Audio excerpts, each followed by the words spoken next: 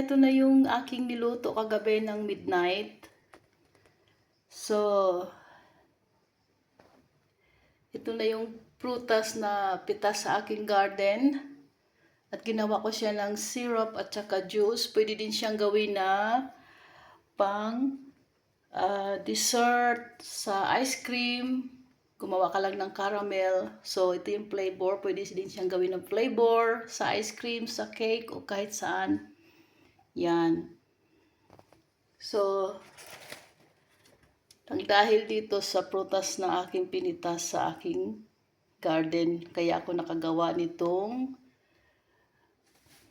juice at saka syrup. So, yan siya. Nagawa sa grapefruits. Yan siya.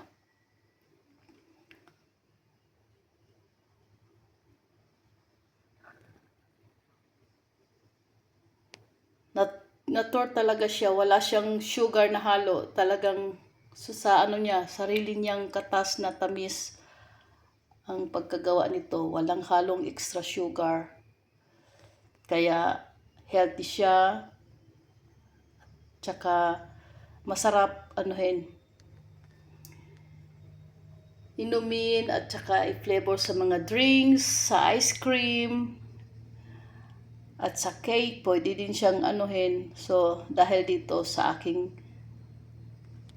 pinitas na grapefruits. So, yan.